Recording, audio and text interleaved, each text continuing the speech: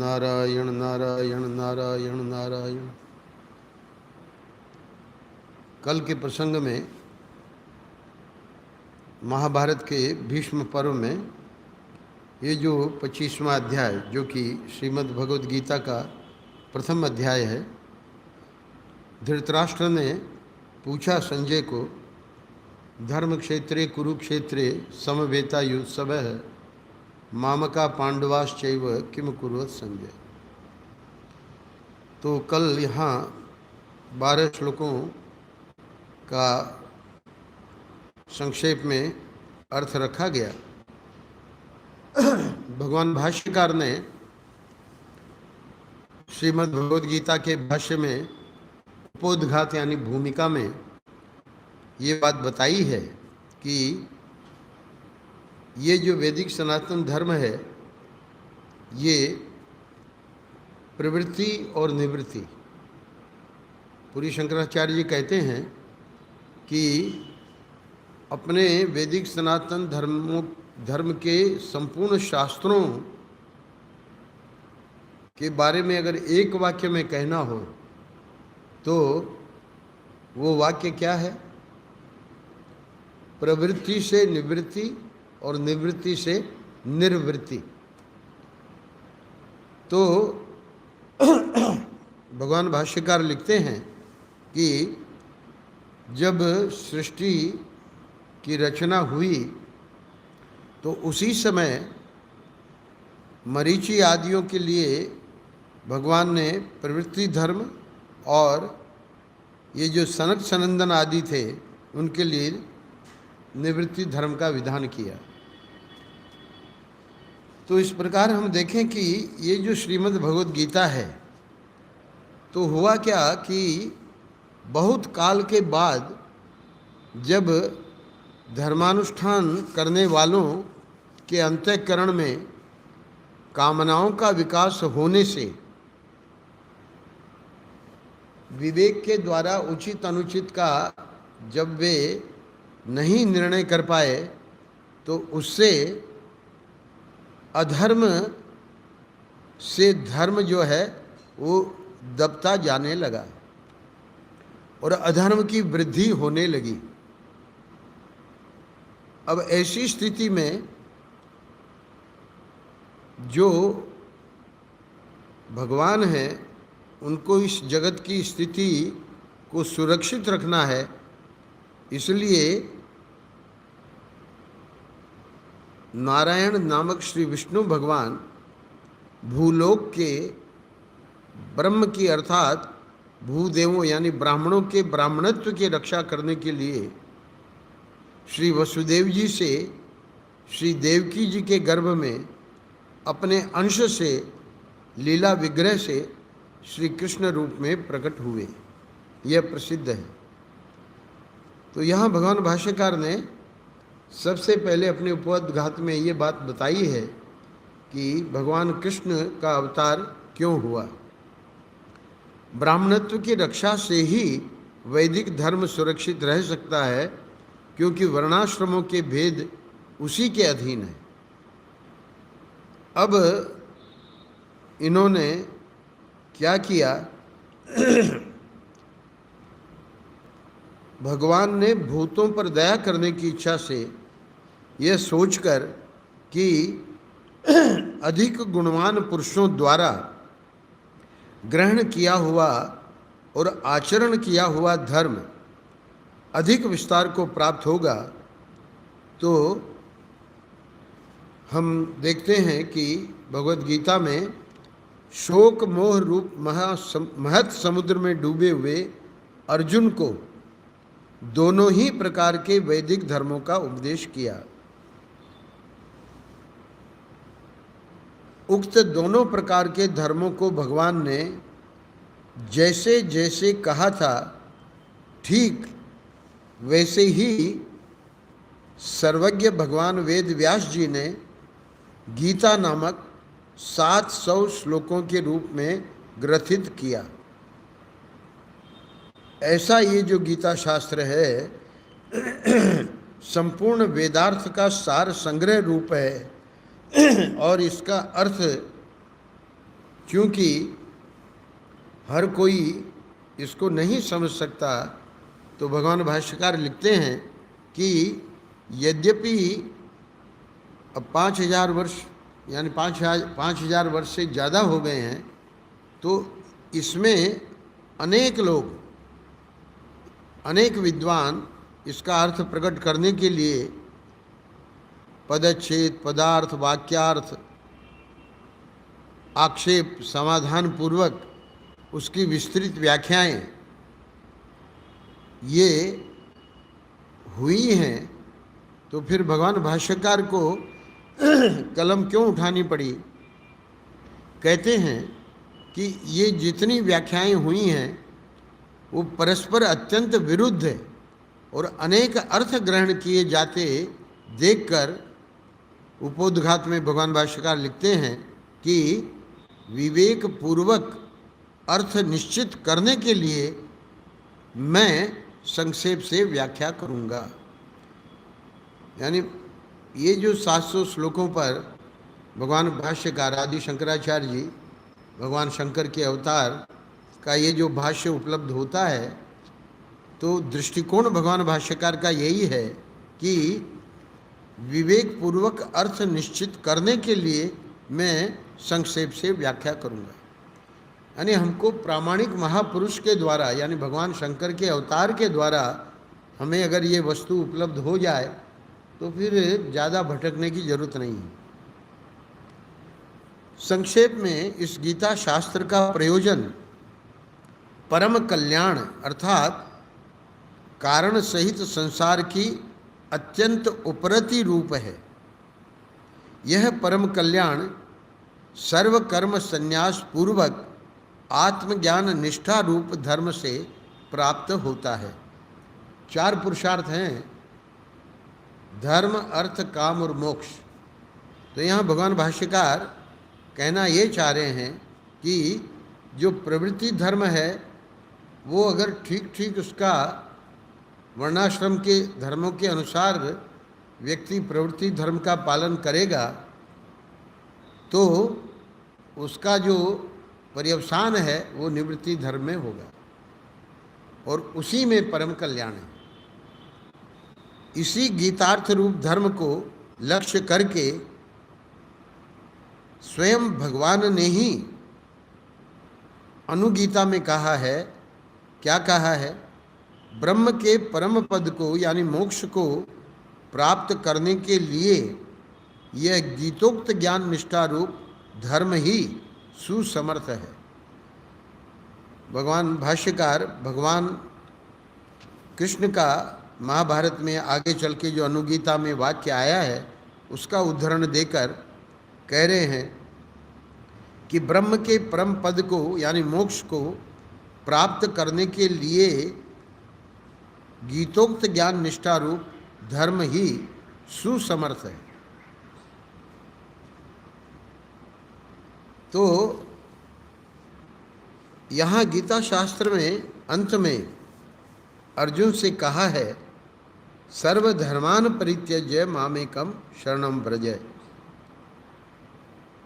भगवान भाष्यकार बहुत ही संक्षेप में भूमिका में लिख रहे हैं कि जो अभ्युदय है यानी सांसारिक उन्नति है, तो ऐसा जो प्रवृत्ति रूप धर्म है वर्ण और आश्रमों को लक्ष्य करके जिसे कहा गया है इस श्रीमद् भगवद गीता में, जो आगे हम देखेंगे, यह यद्यपि स्वर्ग आदि की प्राप्ति का ही साधन है प्रवृत्ति धर्म, फिर भी इसकी प्रवृत्ति धर्म की विशेषता क्या है, बहुत ध्यान से सुनिएगा। फिर भी अगर फल कामना छोड़कर ईश्वरार्पण बुद्धि से किया जाने पर अंतःकरण की शुद्धि करने वाला होता है। प्रवृत्ति धर्म में मानो कि अर्थ और काम के पुरुषार्थ में व्यक्ति लगा है, पर अब वही व्यक्ति को जब ये कहा जाएगा कि भैया अब तुम निष्काम कर्म करो, तो निष्काम कर्म का फल क्या होगा? अंतःकरण शुद्धि। शुद्धांतःकरण पुरुष को पहले ज्ञान निष्ठा की योग्यता प्राप्ति कराकर फिर ज्ञानोत्पत्ति का कारण होने से यह जो प्रवृत्ति रूप धर्म है यह कल्याण का भी हेतु होता है। अर्थात अभी जो एक वाक्य मैंने कहा पूरी शंकराचार्य जी महाराज का, प्रवृत्ति से निवृत्ति और निवृत्ति से निर्वृत्ति यानी मोक्ष। अब ये यहाँ उपोद्घात पूरा करते हैं। इसी अर्थ को लक्ष्य में रखकर कहेंगे ब्रह्मण्य आधाय कर्माणि, और दूसरा योगिनः कर्म कुर्वन्ति संगम त्यक्त्वा आत्मशुद्धे। यानी ये सब श्लोक क्रमशः आवेंगे, तब भगवान भाष्यकार उसकी व्याख्या करेंगे। अंत में कहते हैं कि ऐसे इस गीता शास्त्र का अर्थ जान लेने पर समस्त पुरुषार्थों की सिद्धि होती है। अर्थात इस गीता शास्त्र में प्रवृत्ति धर्म, उसका पर्यवसान निवृत्ति धर्म, और निवृत्ति धर्म का पर्यवसान मोक्ष। अतएव इसकी व्याख्या करने के लिए मैं प्रयत्न करता हूँ। तो कल जैसे मैंने बताया, प्रथम अध्याय पर भगवान भाष्यकार का अलग से प्रत्येक श्लोक पर भाष्य नहीं है। आगे द्वितीय अध्याय में 11वें श्लोक से भगवान भाष्यकार का भाष्य है। तो अभी ये जो प्रथम अध्याय कल 12वें श्लोक तक हम लोगों ने किया, श्लोक था 12वां, तस्य संजनयन् हर्षं कुरु वृद्धः पितामह सिंहनादं विनद्योच्चैः शंखं दद्मौ प्रतापवान। धृतराष्ट्र ने संजय से ये प्रश्न किया था कि पहले संग्राम किसके द्वारा हुआ, मेरे पुत्रों द्वारा या पांडवों ने? तो बता रहे हैं कि कौरवों में वृद्ध बड़े प्रतापी पितामह भीष्म ने उस दुर्योधन के हृदय में हर्ष उत्पन्न करते हुए उच्च स्वर से सिंह की दहाड़ के समान गरज कर शंख बजाया। ततः शंखाश्च भैर्यश्च पणवानक गोमुखाः सहसेवाभ्यहन्यन्त सशब्दस्तु मूलोऽभवत्। अब इधर 11 अक्षौणी सेना, इधर 7 अक्षौणी सेना आमने सामने, और जैसे ही शंख बजाया भीष्म पितामह ने, वैसे ही शंख और नगाड़े और ढोल और मृदंग और नरसिंगे आदि बाजे, यानी जो लोग वहाँ नियुक्त किए गए हैं बजाने वाले, एक साथ ही वो बज उठे और उनका वह शब्द बड़ा भयंकर हुआ। संजय कहते हैं 14वें श्लोक में, ततः श्वेतैर्हयैर्युक्ते महति शंदने स्थितौ माधवः पांडवश्चैव दिव्यौ शंखौ प्रदध्मतुः। इसके अनंतर सफ़ेद घोड़ों से युक्त उत्तम रथ में बैठे हुए श्री कृष्ण महाराज और अर्जुन ने भी अलौकिक शंख बजाए।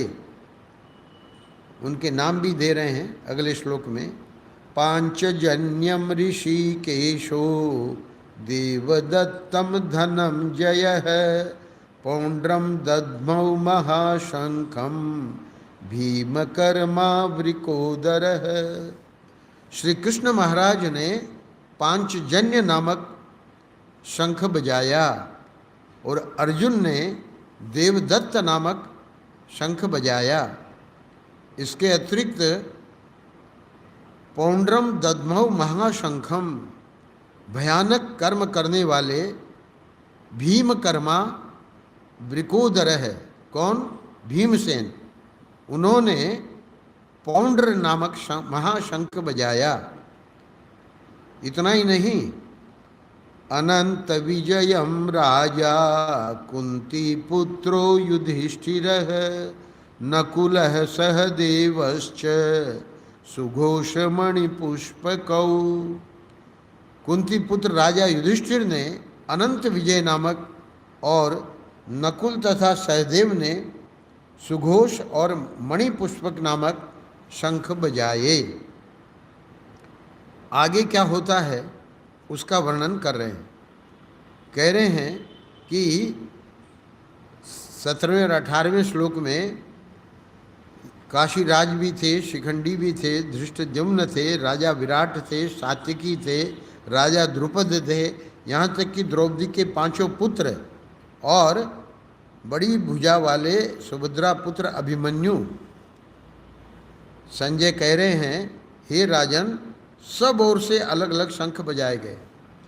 काशश्च परमेश्वासः शिखंडी च महारथ धृष्टद्युम्नो विराटश्च सात्यकिश्चापराजितः द्रुपदो द्रौपदेयाश्च सर्वशः पृथ्वीपते सौभद्रश्च महाबाहुः शंखान् दद्मुः पृथक पृथक। 19वें श्लोक में संजय वर्णन करते हैं, सघोषो धार्तराष्ट्राणां हृदयानि व्यदारयत् नभश्च पृथ्वीं चैव तुमुलो व्यनुनादयन्। और उस भयानक शब्द ने आकाश और पृथ्वी को भी गुंजाते हुए धार्तराष्ट्र के यानी आपके, संजय वर्णन कर रहा है धृतराष्ट्र को, आपके पक्ष वालों के हृदयों को मानो विदीर्ण कर दिया। अब आगे क्या होता है इसका वर्णन संजय करते हैं। अथ व्यवस्थितान् दृष्ट्वा धार्तराष्ट्रान् कपिध्वजः प्रवृत्ते शस्त्र संपाते धनुरुद्यम्य पांडवः ऋषिकेशं तदा वाक्य मिदमाह महीपते। अर्जुन उवाच सेनयोरुभयोर्मध्ये रथं स्थापयमेच्युत। 20वें और 21वें श्लोक में संजय बता रहे हैं, हे राजन, इसके बाद कपिध्वज अर्जुन ने मोर्चा बांधकर डटे हुए धृतराष्ट्र संबंधियों को देखकर उस शस्त्र चलने की तैयारी के समय धनुष उठाकर ऋषिकेश श्री कृष्ण महाराज से यह वचन कहा। क्या कहा? हे अच्युत, मेरे रथ को दोनों सेनाओं के बीच में खड़ा कीजिए। यावदेतान् निरीक्षेऽहं योद्धुकामान् अवस्थितान् कैर्मया सह योद्धव्यम् अस्मिन् रणसमुद्यमे। और जब तक कि मैं युद्ध क्षेत्र में डटे हुए युद्ध के अभिलाषी इन विपक्षी योद्धाओं को भली प्रकार देख लूं कि इस युद्ध रूप व्यापार में मुझे किन किन के साथ युद्ध करना योग्य है, तब तक मेरे इस रथ को खड़ा रखिए। योस्य मानान वेक्षेऽहं येते अत्र समागताः धार्तराष्ट्रस्य दुर्बुद्धेः युद्धे प्रियचिकीर्षवः। 23वें श्लोक में संजय बता रहे हैं कि अर्जुन भगवान को कहते हैं, दुर्बुद्धि है, ये जो दुर्बुद्धि दुर्योधन है, इसका युद्ध में हित चाहने वाले जो ये राजा लोग हैं जो इस सेना में आए हैं, इन युद्ध करने वालों को मैं देखना चाहता हूँ। संजय वर्णन करते हैं कि जैसे ही अर्जुन ने कहा संजय उवाच एवमुक्तो ऋषिकेशो गुडाकेशेन भारत सेनयोरुभयोर्मध्ये स्थापयित्वा रथोत्तमं भीष्मद्रोणप्रमुखतः सर्वेषां च महीक्षिताम् उवाच पार्थ पश्यैतान् समवेतान् कुरुनीति। संजय कहते हैं, हे धृतराष्ट्र, अर्जुन द्वारा इस प्रकार कहे हुए महाराज श्री कृष्णचंद्र ने दोनों सेनाओं के बीच में भीष्म और द्रोणाचार्य के सामने तथा संपूर्ण राजाओं के सामने उस अर्जुन के उत्तम रथ को खड़ा करके क्या कहते हैं? भगवान कहते हैं अर्जुन को, हे पार्थ, युद्ध के लिए जुटे हुए इन कौरवों को देखो। यहाँ पर भगवान भाष्यकार ने जो भाष्य किया है उसका भाव यहाँ टिप्पणी में ले लिया है। कौरवों को तुम देखो, इन शब्दों का प्रयोग करके भगवान ने यह भाव दिखलाया है कि इस सेना में जितने लोग हैं प्राय सभी तुम्हारे वंश के तथा आत्मीय स्वजन ही हैं, उनको तुम अच्छी तरह देख लो। भगवान के इसी संकेत ने अर्जुन के अंतःकरण में छिपे हुए कुटुंब स्नेह को प्रकट कर दिया। मानो अर्जुन को निमित्त बनाकर लोक कल्याण करने के लिए स्वयं भगवान ने ही इन शब्दों के द्वारा अर्जुन के हृदय में ऐसी भावना उत्पन्न कर दी जिसमें उन्होंने युद्ध करने से इनकार कर दिया और उसके फलस्वरूप साक्षात भगवान के मुखारविंद से त्रिलोक पावन दिव्य गीतामृत की ऐसी परम मधुर धारा बह निकली जो अनंत काल तक, यानी आज तक, अनंत जीवों का, यानी आज तक तो ये धारा यहाँ तक तो आ पहुँची है और आगे भी परम कल्याण करती रहेगी। हम देख रहे हैं कि यहाँ होता क्या है। तत्र पश्यत स्थितान् पार्थः पितॄनथ पितामहान् आचार्यान् मातुलान् भ्रातॄन् पुत्रान् पौत्रान् सखींस्तथा स्वसुरान् सुहृदश्चैव सेनयोरुभयोरपि।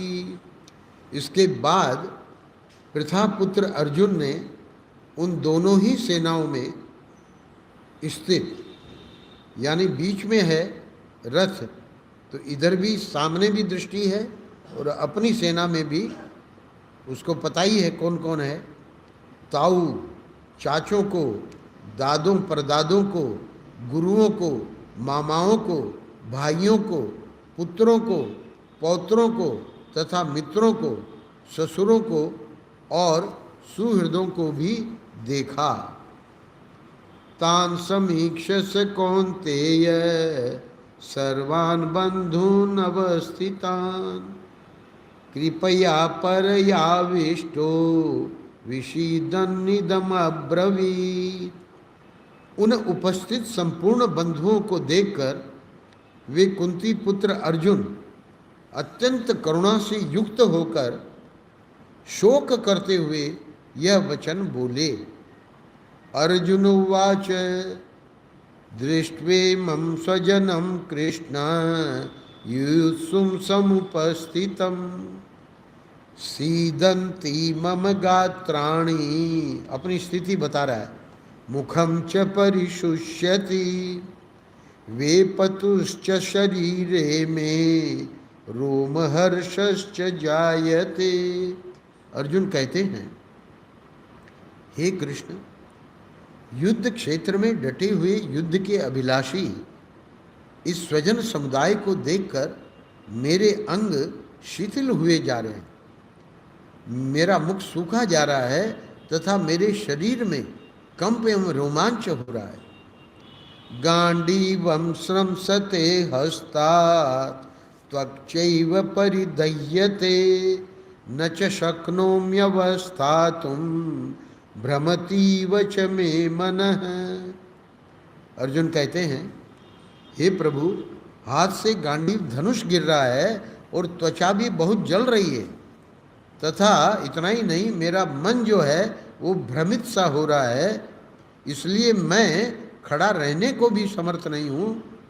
हे केशव, मैं लक्षणों को भी विपरीत ही देख रहा हूँ तथा युद्ध में स्वजन समुदाय को मारकर कल्याण भी नहीं देखता। निमित्तानि च पश्यामि विपरीतानि केशव न च श्रेयोनुपश्यामि हत्वा स्वजनमाहवे न कांक्षे विजयम कृष्ण। क्या कह रहा है? हे कृष्ण, मैं न तो विजय चाहता हूँ, न च राज्यम सुखानि च किम नो राज्येन गोविंद किम भोगैर्जीवितेन वा। हे कृष्ण, मैं न तो विजय चाहता हूँ और न राज्य तथा सुखों को ही चाहता हूँ। हे गोविंद, हमें ऐसे राज्य से क्या प्रयोजन है अथवा ऐसे भोगों से और जीवन से भी क्या लाभ है। येषामर्थे कांक्षितं नो राज्यं भोगः सुखानि च तेमेव स्थिता युद्धे प्राणास्त्यक्त्वा धनानि च। दुर्योधन का महर्षि ने कल मैंने बताया था, उसका दृष्टिकोण बिल्कुल अलग है कि ये मेरे लिए ये सब जीवन त्यागने के लिए तैयार है। अर्जुन का दृष्टिकोण देखिए, 33वां श्लोक। हमें जिनके लिए राज्य, भोग और सुख आदि अभीष्ट हैं, यानी हम जीतना क्यों चाह रहे हैं, ताकि ये जितने हमारे लोग हैं वो उनको भोग मिले, सुख मिले, वे ही लोग ये सब धन और जीवन की आशा को त्याग कर युद्ध में खड़े हैं। कौन कौन खड़े हैं? आचार्याः पितरः पुत्राः तथैव च पितामहाः मातुलः श्वशुराः पौत्राः शालाः संबंधिनस्तथा। अर्जुन कहते हैं कि कौन नहीं है, सभी तो हैं। गुरुजन, ताऊ, चाचे, लड़के और उसी प्रकार दादे, मामे, ससुर, पौत्र, साले तथा और भी संबंधी लोग जो हैं। हे मधुसूदन, मुझे मारने पर भी, भले ये मुझे मार डालें अथवा समझो कि मैं इनको मार के मुझे तीनों लोगों का राज्य मिल जाएगा, तो उसके लिए भी मैं इन सबको मारना नहीं चाहता। तो फिर पृथ्वी के लिए तो कहना ही क्या है, यानी जब तीनों लोगों को मुझे उसकी भी इच्छा नहीं है, तो फिर पृथ्वी के लिए तो मैं क्यों ये युद्ध करूँगा, नहीं करूँगा। एतान् हन्तुमिच्छामि घ्नतोऽपि मधुसूदन अपि त्रैलोक्य राज्यस्य हेतुः किं नु मही कृते निहत्य धार्तराष्ट्रान्नः का प्रीति स्यात् जनार्दन पापमेवाश्रयेदस्मान् हत्वेतानाततायिनः। अब अर्जुन कुछ बातें बता रहा है, युक्तियां दे रहा है। क्या युक्तियां दे रहा है? हे जनार्दन, धृतराष्ट्र के पुत्रों को मारकर हमें क्या प्रसन्नता होगी? इन आतताइयों को मारकर तो हमें पाप ही लगेगा। तो यहाँ पर आगे चल के विद्वानों ने विचार किया है कि आतताइयों को मारना तो शास्त्र में कहीं नहीं बताया है कि पाप लगेगा, पर यहाँ चूँकि सामने गुरुजन आदि हैं, इसलिए अर्जुन को लग रहा है कि इनको अगर हम मारेंगे तो हमको पाप लगेगा। कहता है तस्मानार्हा वयम हंतुम धार्तराष्ट्रान् स्वबान्धवान् स्वजनम ही कथम हत्वा सुखिनः श्याम माधव। क्या कहता है? अतएव हे माधव, अपने ही बांधव धृतराष्ट्र के पुत्रों को मारने के लिए हम योग्य नहीं हैं। क्यों योग्य नहीं है? क्योंकि अपने ही कुटुंब को मारकर हम कैसे सुखी होंगे। तो फिर ये लोग जो हैं ये तो तैयार है मारने के लिए। यद्यपेते न पश्यन्ति लोभोपहत चेतसः। यद्यपि लोभ से भ्रष्ट चित्त हुए ये लोग कुल के नाश से उत्पन्न दोषों को और कुलक्षयकृतं दोषम मित्रद्रोहे च पातकम, और मित्रों से विरोध करने में पाप को नहीं देखते, तो भी हे जनार्दन, कथम न ज्ञेयमस्माभिः पापादस्मान् निवर्तितुं कुलक्षयकृतं दोषम प्रपश्यद्भिर्जनार्दन। हे जनार्दन, कुल के नाश से उत्पन्न दोष को जानने वाले हम लोगों को, भले ये लोग न जाने पर हम लोग तो इसको जान रहे हैं, तो इस पाप से हटने के लिए हमें क्यों नहीं विचार करना चाहिए, यानी अवश्य विचार करना चाहिए कि ये युद्ध करना उचित है या अनुचित। तो यहाँ पर कहता है अर्जुन, क्या कहता है 40वें श्लोक में, कुलक्षये प्रणश्यन्ति कुलधर्मः सनातनः धर्मे नष्टे कुलं कृत्स्नम् अधर्मो विभवत्युत। कुल के नाश से सनातन कुल धर्म नष्ट हो जाते हैं। धर्म नाश हो जाने पर संपूर्ण कुल में पाप भी बहुत फैल जाता है। इसमें टिप्पणी है, इसको हम कल सुनाएंगे, आज ये अध्याय पूरा कर देते हैं। अधर्माभिभवात् कृष्ण प्रदुष्यन्ति कुलस्त्रियः स्त्रीषु दुष्टासु वार्ष्णेय जायते वर्ण संकरः। हे कृष्ण, पाप के अधिक बढ़ जाने से कुल की स्त्रियां अत्यंत दूषित हो जाती हैं, और हे वार्ष्णेय, स्त्रियों के दूषित हो जाने पर वर्ण संकर उत्पन्न होता है। संकरो नरकायैव कुलघ्नानां कुलस्य च पतन्ति पितरो येषां लुप्तपिंडोदक क्रियाः।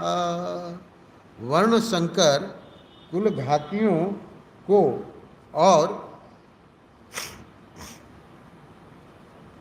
वर्ण संकर कुल घातियों को और कुल को नरक में ले जाने के लिए ही होता है।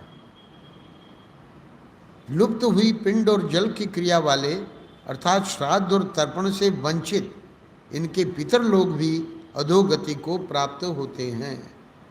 दोषैरेते ही कुलघ्नानां वर्ण संकर कारकैः उत्साद्यन्ते जाति धर्माः कुलधर्माश्च शाश्वताः।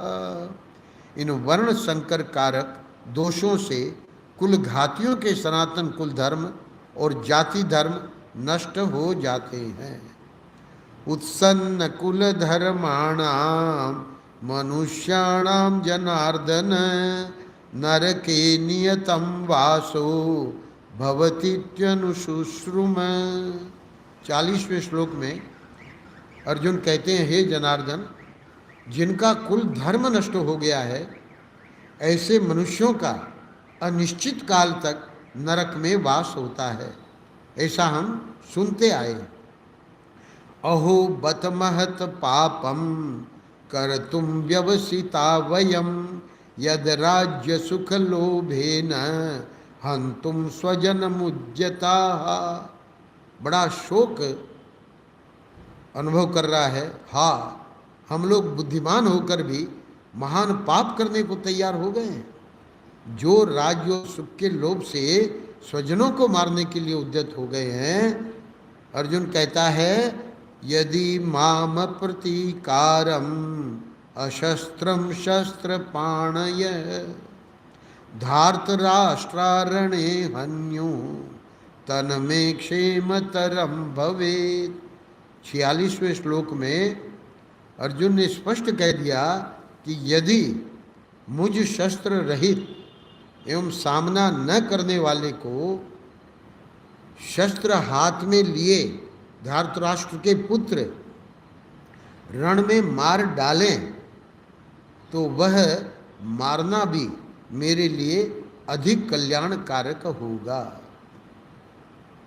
अंतिम श्लोक में संजय कहते हैं, संजय उवाच एवमुक्त्वार्जुनः संख्ये रथोपस्थ उपाविशत् विसृज्य सशरं चापम शोक संविघ्न मानसः। संजय कहते हैं, रणभूमि में शोक से उद्विग्न मन वाला अर्जुन इस प्रकार कहकर बाण सहित धनुष को त्याग कर, ये रथ का उपस्थ कहते हैं, जो घोड़े बनते हैं तो उसके बाद जो होता है उसको कहते हैं उपस्थ, तो वहीं पर बैठ गया, यानी भगवान के सम्मुख बैठ गया। अब यहीं पर इति श्रीमद्भगवद्गीतासु उपनिषत्सु ब्रह्म विद्यायाम योग शास्त्रे श्री कृष्णार्जुन संवादे अर्जुन विषाद योगो नाम प्रथमोध्याय। तो यहाँ पर ये भीष्म पर्व का 25वां अध्याय और गीता का प्रथम अध्याय पूरा हुआ। इसकी